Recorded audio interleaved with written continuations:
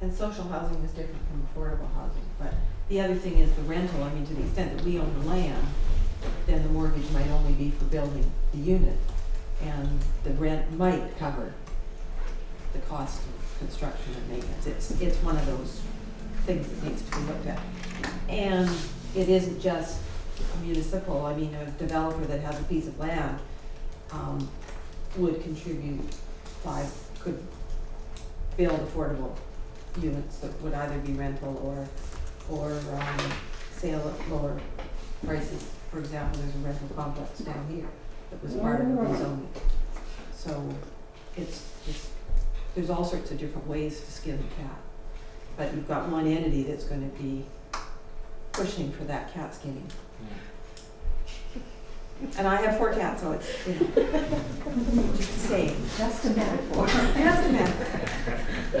Whistler had the benefit, it was one of those communities that had the benefit of having the affordable housing fund in place prior to the creation of the housing corporation. And what they chose to do was to use that money to create rental housing and then use the income stream from the rental housing to fund the housing corporation.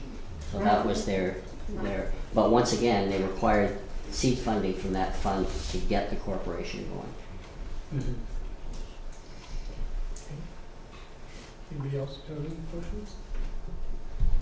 Tim, maybe it's been a while since I've heard you talk about how it works for the homeowner in terms of them acquiring the property, what portion of the property they own, and when they sell, what happens and all that. Well, assuming we're talking about a townhome project, which is the most typical project here, it's a strata situation. And so it operates just like a strata. They pay a price for their unit. They are a member of the strata. There's a strata council, completely independent of the housing corporation. So it's a complete handoff. There are some controls in place in terms of the resale price, and there's a number of ways of doing that. But that's what those covenants are all about, and that's why you need the housing corporation to administer that resale. But it really is completely separate.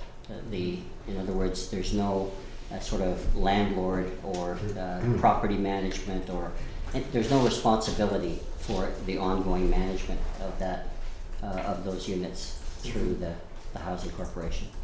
So, and in terms of capital gain, if X family moves into a townhouse kind of dwelling, and then they go and sell it 5 years later, and it sells for 20% more. No.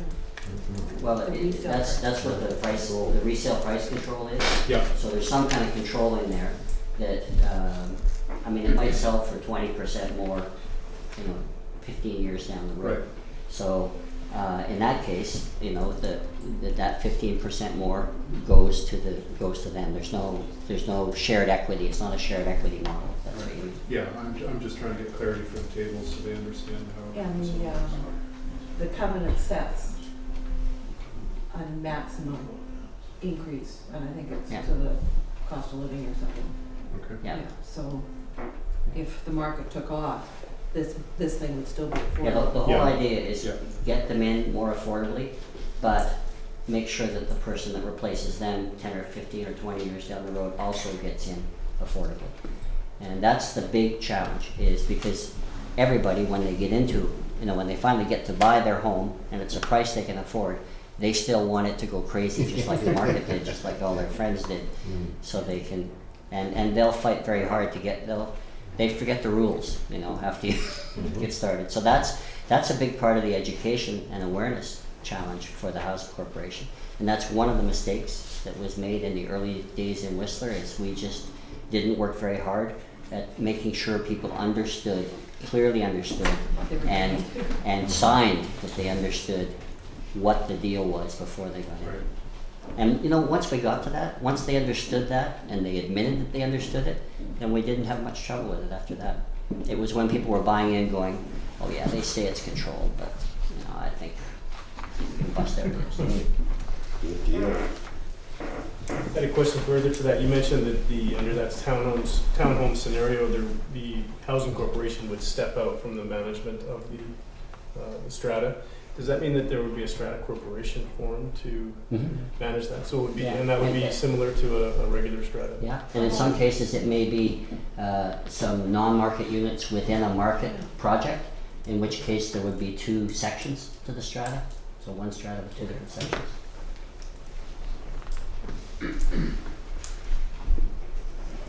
I probably have read hundreds, maybe thousands of reports in my life.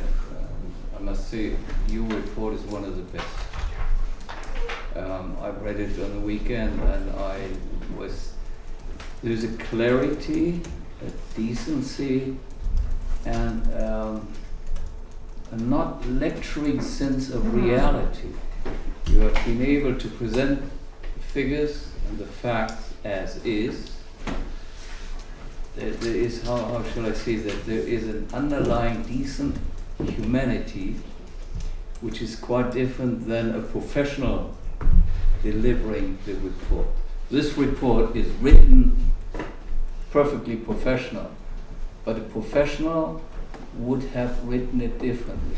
There is something emanating which touches me, and it touches me because I'm born in 42 in Germany. And after the war, there were 10 years of very, very hard going. Millions of displaced Germans from the eastern provinces, they came and they needed to be housed.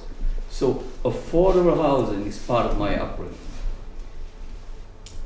And I think most European countries have managed to provide a very sound supply and level of affordable housing.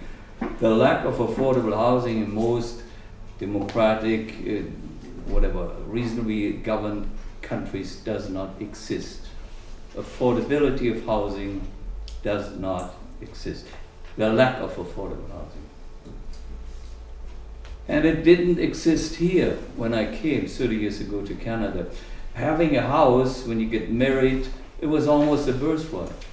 It was a given. But 30 years later, it's not a given anymore, and it's not something which has become a problem for the disenfranchised, those who cannot make high income. No, now it has reached not only the middle class, no, it actually becomes an issue which even the upper middle class faces. And it doesn't really matter what class you belong to. If you have kids will eventually get married or whatever, and they need housing. And that's what hits right now. Even my kids, and they are the kids of a rich developer with all that stuff, they have huge mortgages, yes. And as a matter of fact, my son can't afford, no matter what. So the provision of affordable housing is not something which sounds good or is a fancy of particular political orientation. No, it is as fundamental as a provision of food and sense of security and decent drinking water. It's elemental.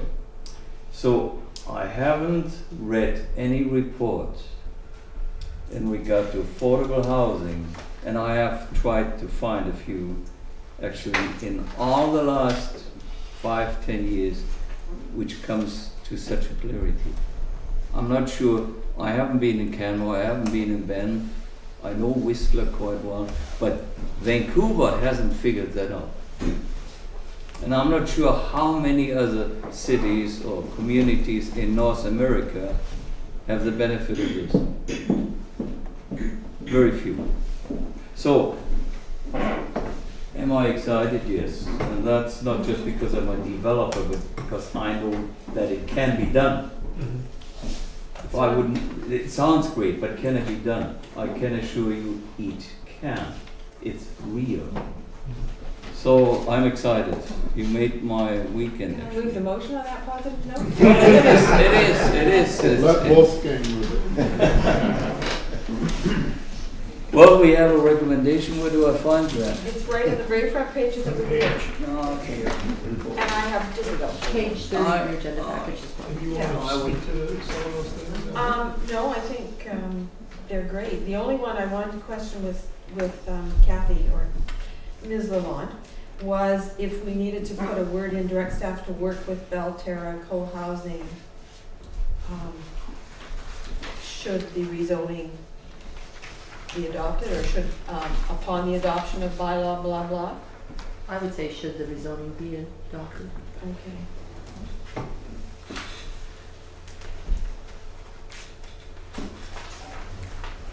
Just because this report was written before a public hearing. And Elizabeth did raise that point at the public hearing, so we're not raising new information. Correct. So do you want me to read everything? Were you gonna move the motion, Tim, or I was did you going want to move the motion. Yeah. But Well, you I'll can move it, certainly you can move the second motion. it, how's that? I So, have to Wolfgang wants to. Wolfgang. No, I don't want to risk you get tired of my accent. So so for the benefit of the videotaping, I'm gonna read the motion that I move that council receive the report from the Affordable Housing Working Group dated February 18th, 2012. The council approve the following recommendations, proceeding with the incorporation of the Bowen Island Housing Corporation, direct staff to advertise for the founding directors of the Bowen Island Housing Corporation based on the criteria and terms of reference for directors, and request the Affordable Housing Working Group to review the applications and make recommendations to council for the appointments. Include affordable housing in council's strategic plan, direct staff to work with Belterra Co-housing should the rezoning be adopted to complete the registration of covenants on the affordable housing units produced under Affordable Housing Policy 0803 and on associated administrative procedures pending completion of the incorporation of the BIHC. 5, direct staff to work with the founding directors of the BIHC to implement the following actions from the initial BIHC work plan, including A, the completion of the incorporation process for the Bowen Island Housing Corporation, including approval from the Inspector of Municipalities. B, the identification of a portion of the community lands in Snug Cove deemed suitable for the development of affordable housing with direction to create a development proposal in partnership with the private sector. And C, the creation of a housing reserve fund as the repository for funds received under Affordable Housing Policy 0803 when the project is too small to generate the specified non-market units. 6, approve an allocation of $7,000 for operational funding for the BIHC and the BIM 5-year financial plan and a pro rata $3,500 amount for 2012 based on the draft work plan proposed in the report and subject to council approval, the final work plan to be prepared by the founding directors. 7, direct staff to update the Affordable Housing Working Group webpage on the BIM website with current material to be provided by the Affordable Housing Working Group. 8, dissolve the Affordable Housing Working Group once the founding directors of the Bowen Island Housing Corporation have been appointed by council. Second. Any further discussion? I'd just like to echo Wolfgang's comments on the quality of the report and congratulate this committee for the years of work. And I know affordable housing's been on the community agenda for perhaps as long as the community hall, and passing this will be a real milestone, I think, to achieve Sure. that. One more step. Calling for no beers. May I speak? Question? I want to really acknowledge our council liaison who's just been with us through thick and thin and just always ready to support the effort, and also to acknowledge that we're the tip of a very large iceberg, and there are just a lot of people in this community who have for years and years put an incredible amount of energy and love and effort into helping their community remain true to the values that were here in the early days, and so. We're going to call for the vote before we start doing that. We're gonna have a question eventually. All those in favor, please raise your right hand. Unanimous. And one other acknowledgement, going back to the Bowen Island Community Housing Association and this nice little report that started it all. And first time I ever met Tim was sitting at a meeting that Joan McIntyre had, or somebody had up at Whistler. I can't remember. We were sitting talking over lunch. Maybe it was not a function junction, Bear Creek.